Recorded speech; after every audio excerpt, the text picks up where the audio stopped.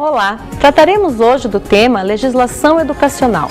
Pensaremos na legislação no âmbito nacional, um pouco do histórico, do como aconteceu isso dentro do Brasil, né? Essa primeira parte tratará especificamente da educação na Constituição Federal de 1988, que é onde tudo começou, onde muitas mudanças políticas e educacionais ocorreram no Brasil também.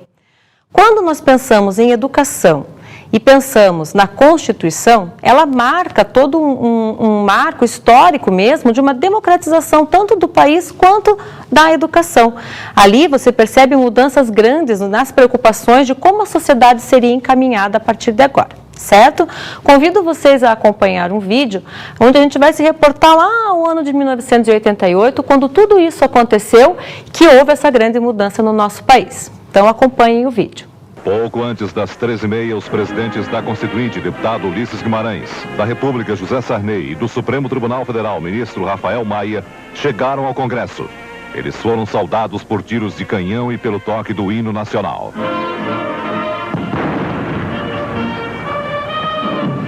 Depois da revista As Tropas, os três presidentes subiram a rampa do Congresso. Desta vez, a saudação foi com foguetes. Os presidentes da Constituinte, Ulisses Guimarães, e do Senado, Humberto Lucena, chegaram para a composição da mesa e foram aplaudidos. Logo depois, os líderes dos partidos conduziram o presidente Sarney e o presidente do Supremo ao plenário. Todos ouviram de pé o hino nacional.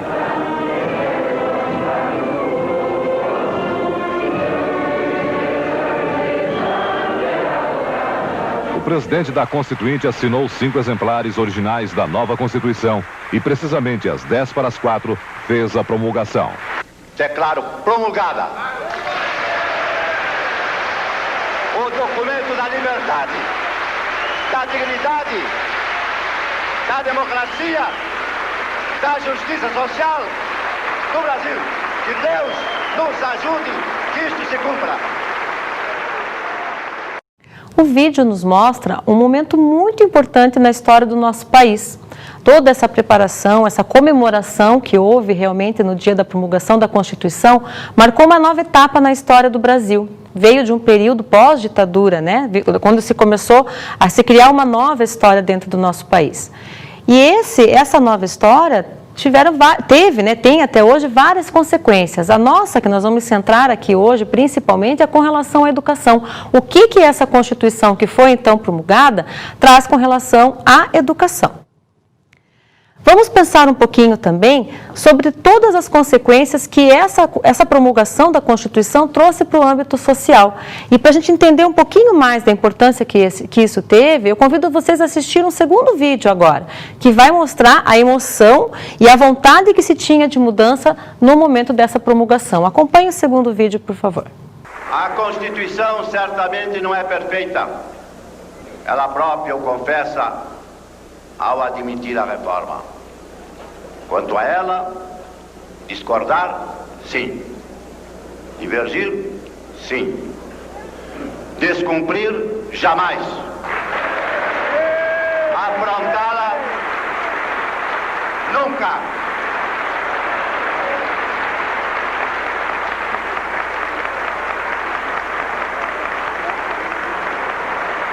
Traidor da Constituição é traidor da pátria.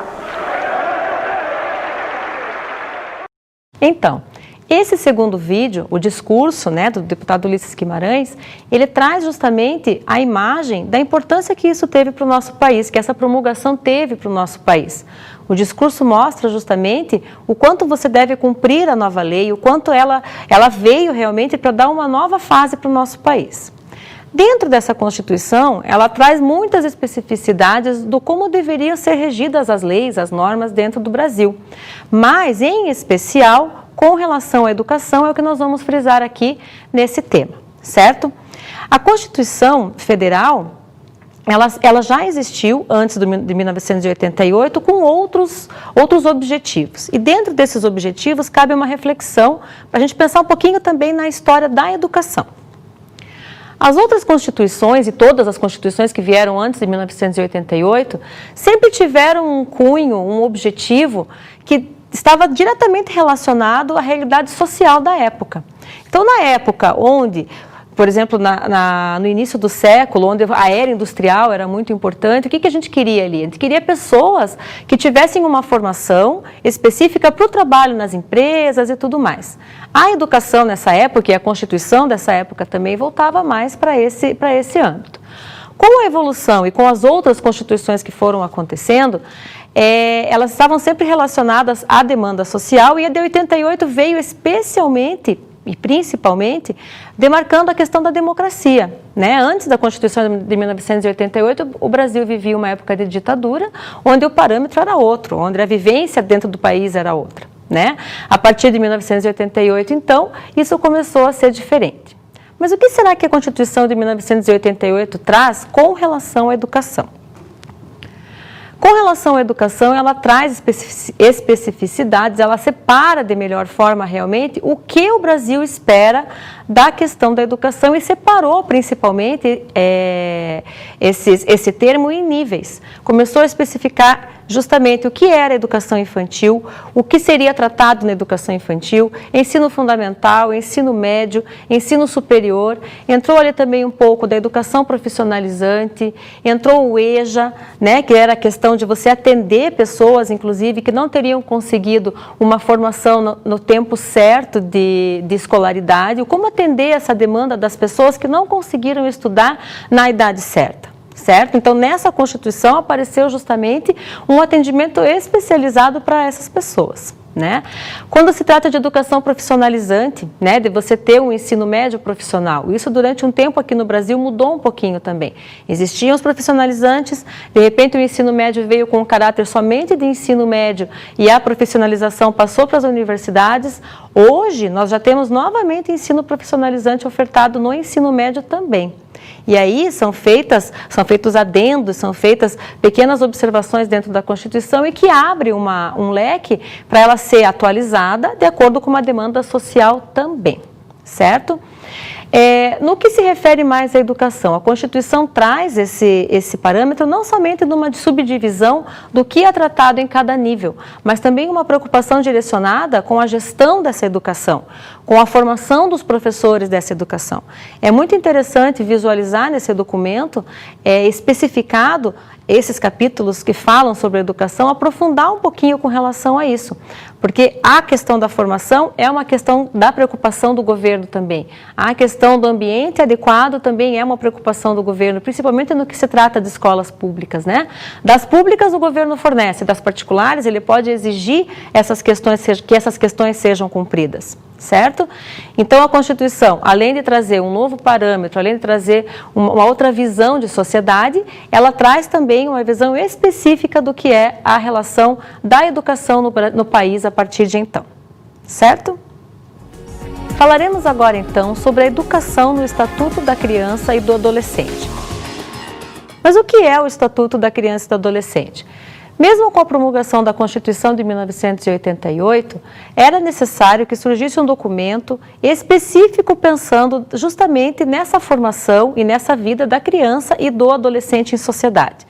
O como você conseguir atender a demanda educacional, a demanda da saúde, a demanda até das questões corretoras, né, diante de alguma infração. Então, o Estatuto da Criança e do Adolescente, ele vem garantir um direito mais específico da criança, né? Nós vamos tratar sobre o ECA também, que é o Estatuto da Criança e do Adolescente, no âmbito geral, mas mais específico voltado à educação novamente.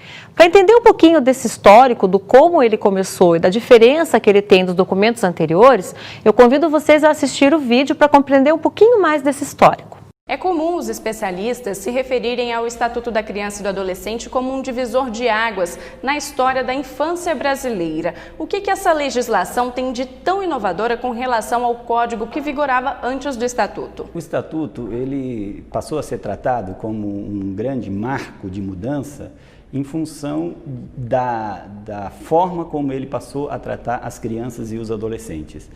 O Código de Menores tinha uma visão que dividia a infância, na verdade, em duas partes. As pessoas que estavam ajustadas nas suas famílias, indo para a escola, participando da vida social ou incluídos na vida social, que eram reconhecidos como crianças e adolescentes, e aquelas que segundo o Código de Menores, estavam em situação irregular, ou por terem sido abandonadas, ou por serem órfãos, ou por terem cometido algum delito, eram tratadas todas como crianças e adolescentes que estavam numa situação irregular.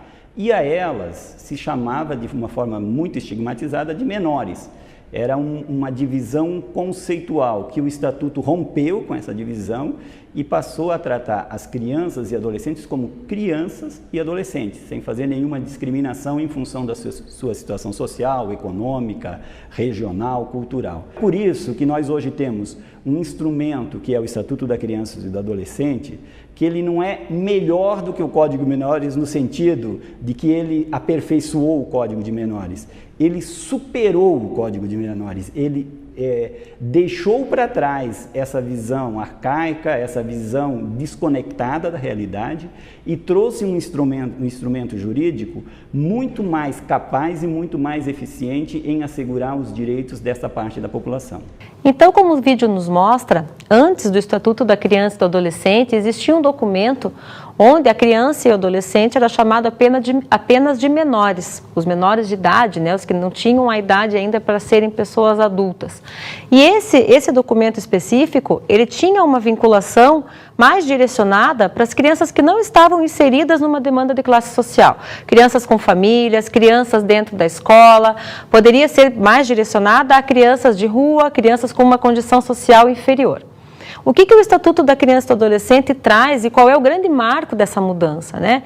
Ele traz uma unificação, realmente, dos direitos da criança e do adolescente. Seja ela de uma classe menos favorecida, de uma classe mais favorecida, seja ela uma criança frequentando hoje um ambiente escolar ou ainda não, crianças de rua. Então, todas as crianças e adolescentes do nosso país, elas estão protegidas pelo Estatuto da Criança e do Adolescente de uma forma igualitária. Todas as crianças têm esse direito, certo? Tudo que está constando ali nesse estatuto. Mas o que o estatuto traz, na verdade, de direitos com relação à criança e do adolescente relacionados à educação, que é o nosso ponto específico aqui. Com relação à educação, uma das maiores questões que o estatuto traz é o direito realmente a poder estudar. É o direito a ir para a escola, é o direito a ganhar conhecimento, é o direito a você ter um ambiente específico onde você possa se inserir socialmente, aprender a se inserir socialmente, os conteúdos específicos e tudo mais para que você se torne um cidadão, para que você adquira uma profissão no futuro, para que você consiga exercer o seu papel em sociedade de uma forma adequada.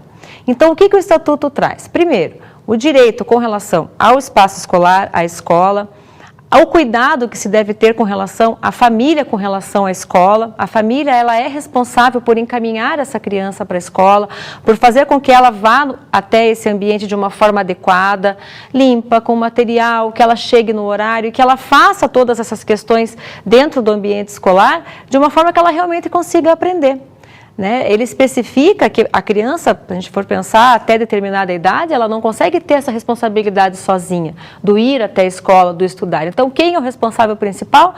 A família, as pessoas que moram com essas crianças. E o adolescente, principalmente, do supervisionar, do você conseguir acompanhar que ele realmente vá até a escola. Chegando na escola, essa criança ou adolescente, o Estatuto garante também que essa escola acolha essas pessoas de forma adequada, com material e com tudo mais. Como a gente comentou na aula anterior com relação à Constituição, o que é demanda de escolas públicas e tudo mais, o que acontece? O governo, o Estado, a União, eles precisam ser responsáveis para que tudo isso ocorra de uma forma adequada. Com relação às escolas particulares, universidades e tudo mais, é também obrigatoriedade da família com que isso ocorra e o Estado fiscaliza que isso esteja acontecendo conforme a Constituição e o Estatuto prevê, certo? Pensando então na especificidade do Estatuto da Criança e do Adolescente com relação à educação. Revisando, temos a Constituição Federal que trata de todo o âmbito nacional. Ela já traz especificidades com relação à educação, com relação aos direitos e deveres de professores, de alunos e tudo mais. Saindo da Constituição, a gente tem ali um documento mais específico ainda, que é o ECA, Estatuto da Criança e do Adolescente, e que vai tratar justamente de todos os direitos da criança e do adolescente no âmbito nacional, no âmbito social, no âmbito cultural e também específico à educação. Com relação à educação, o que o Estatuto traz?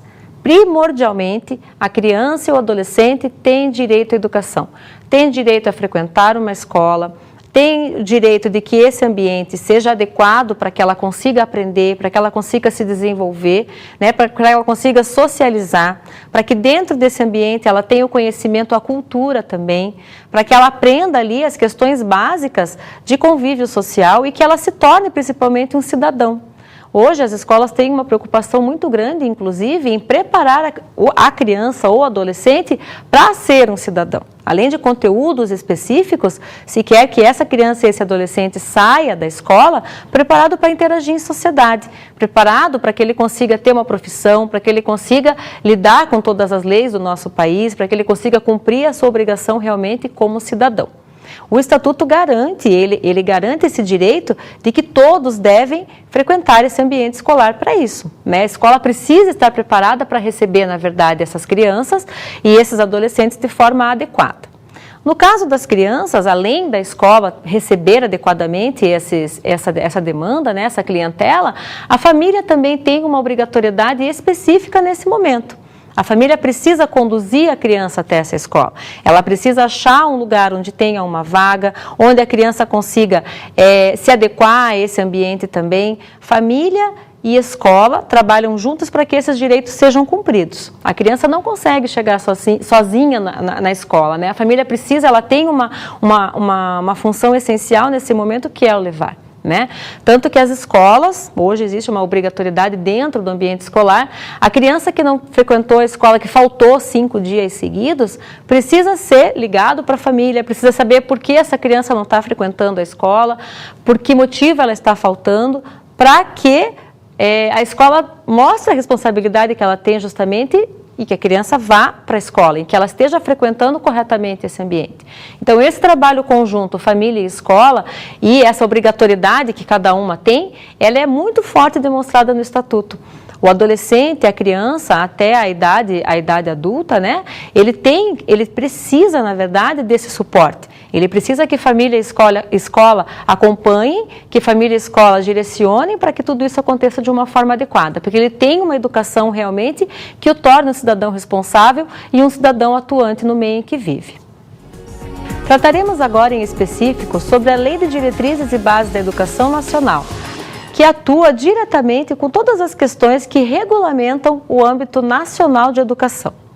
Pensando um pouquinho sobre o que são diretrizes, né? O que são essas diretrizes nacionais, né? O que é a Lei de Diretrizes? Ela direciona, ela vai conseguir dimensionar o que cada área de atuação da educação, cada nível de educação precisa ter para que realmente ele consiga tornar efetiva aquela proposta que ali está regulamentada. A educação infantil, o ensino fundamental, o ensino superior, e ali entra também o ensino profissionalizante, a educação indígena e outras questões que hoje aparecem dentro da lei. Essas diretrizes, além de direcionarem o que cada nível de ensino vai trabalhar e vai especificar, ela regulamenta isso também. É a partir dessa LDB, dessa lei nacional, né, na verdade, que todas as escolas vão conseguir desenvolver o seu projeto político-pedagógico, vão conseguir desenvolver as suas formas de trabalhar, a partir dessa lei-mãe, né? Tanto as escolas municipais, quanto as escolas estaduais, quanto as escolas particulares, ok? Mas o que é LDB? Né? Essa Lei de Diretrizes e Bases da Educação, como eu falei, ela vai direcionar esse conhecimento do que é trabalhado em cada nível. E o que acontece em cada um desses níveis? O que é a educação infantil, por exemplo, certo? A educação infantil, aquela fase que compreende a criança até os 5 anos, onde dentro dessas questões vão aparecer os conteúdos a serem trabalhados, as questões sociais, as questões culturais, principalmente essa primeira adaptação da criança no ambiente escolar. A partir agora do ano de 2016, é obrigatório que as crianças com 4 anos estejam matriculadas na escola já, certo? Então, elas entram com 4 anos obrigatoriamente e com 5 elas fazem educação infantil. A oferta acontece geralmente a partir dos 2 anos em escolas particulares, 2, 3 anos, e antes disso ainda tem a opção de frequentar creches e outras instituições onde a criança já vai estar vivenciando esse ambiente de escola. Então, até os 5 anos compreende a educação infantil e a LDB traz todos esses fundamentos para que a criança se desenvolva bem nesse nível. Terminou os 5 anos, aos 6 inicia o ensino fundamental. Dos 6 anos em diante, ela vai estar frequentando um nível onde ocorrerá a alfabetização, onde a questão da socialização já tem uma outra marca também, já tem uma outra característica de acordo com a idade das crianças. Esse ensino fundamental que vai até o 9º ano, né? A criança já está entrando num nível de adolescência ali, para depois ir para o ensino médio. O ensino médio hoje, como eu falei para vocês, eles têm a opção do ensino médio profissionalizante ou o ensino médio regular, de preparação, na verdade, para o ingresso no ensino superior. A LDB traz também essa especificidade, essa obrigatoriedade no ensino superior. Quais são as leis mínimas, os cumprimentos mínimos que uma universidade precisa ter para que ela funcione e para que ela consiga realmente profissionalizar o cidadão, para que ela consiga o preparar para o mercado de trabalho, para que ele possa atuar de forma significativa em sociedade. Além da educação infantil, do ensino fundamental, do ensino médio e do ensino superior, nós temos outras demandas também específicas que a LDB traz. Um desses exemplos é a educação profissionalizante, né? Aquela pessoa que trabalhou, que fez, no caso, um ensino médio regular e depois ela vai buscar uma profissionalização. A LDB traz também o como a gente regulamenta, o como é a diretriz desse ensino profissionalizante, o como ela vai se organizar. Traz também questões específicas à educação indígena. É uma preocupação hoje também para que você consiga levar a educação para essa comunidade, para que ela consiga entender entender a língua portuguesa sem perder a característica da sua cultura também. Uma outra preocupação, uma outra modalidade de ensino dentro da LDB é o EJA, né? Educação de Jovens e Adultos. Atender a demanda daqueles alunos que não conseguiram estudar no tempo regular de ensino e voltaram a estudar depois. Então, de que forma eu vou conseguir trabalhar com esses adultos? É um trabalho bem delicado, um trabalho bem minucioso, inclusive, de você atender pessoas adultas que já estão com toda uma identidade formada, aprender agora, depois de adulto, a ler e a escrever, ou se não, adquirir conhecimentos mínimos, conhecimentos básicos de escola, para que consiga também ter uma profissão e desenvolver no mercado profissional e na sociedade no geral, certo? O importante é a gente ressaltar que você, independente do ambiente que você vai atuar com relação à educação, se é uma escola particular, se é uma escola profissionalizante, se é uma escola municipal, a LDB é a lei mãe, é a diretriz mãe que vai determinar tudo o que vai acontecer em qualquer modalidade de ensino que você for trabalhar. Seja ela educação infantil, o ensino fundamental, o ensino médio, o ensino superior, profissionalizante, EJA, educação indígena, todos aqueles que nós comentamos. Então, o material de consulta, a lei maior que você vai consultar é a LDB, até porque ela originou-se da Constituição de 1988. Ela veio trazer especificidades para a área da educação, ok? Para que a gente possa aprofundar um pouquinho mais sobre esses conhecimentos e entender um pouquinho mais sobre a LDB, eu convido vocês para assistir um vídeo do professor Libânio, onde ele vai tratar sobre esse assunto, discutindo um pouquinho sobre como acontece isso na prática nas escolas. Seja falamos em escola do presente, seja falando em escola do futuro, na minha maneira de ver, a escola tem uma função que é específica dela, que é ensinar. E hoje, ensinar significa ajudar os alunos a desenvolverem as suas capacidades intelectuais, a sua capacidade reflexiva, em face da complexidade do mundo moderno, em face da influência forte das mídias, especialmente da televisão, e em face de todo um conjunto de problemas sociais que estão afetando a juventude, não é? A escola precisa manter essa sua característica de ensinar.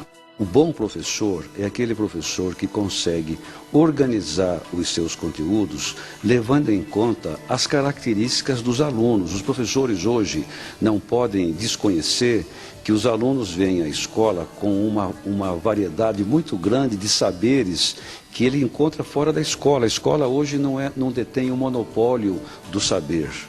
Então, uma escola do futuro é uma escola que ensina, mas é uma escola em que os professores saibam muito bem organizar o conteúdo, tendo em vista as características individuais, sociais, culturais que os alunos trazem à sala de aula, não é? uma escola do futuro, uma escola que seja uma boa resposta à complexidade deste mundo contemporâneo, um bom professor, ele precisa ter um domínio muito seguro dos conteúdos, ele tem que ter uma noção muito clara de como é que os alunos aprendem a pensar, aprendem a desenvolver suas capacidades intelectuais através dos conteúdos, mas que ao fazer isso, ele leve em conta os motivos dos alunos, as características individuais dos alunos, a relação que esses alunos têm com o saber que ele ensina, o modo de vida que os alunos levam na sua cidade, no seu território, no seu grupo de referência, não é? E também que sejam levadas em conta aquelas características sociais, culturais, do contexto em que os alunos vivem.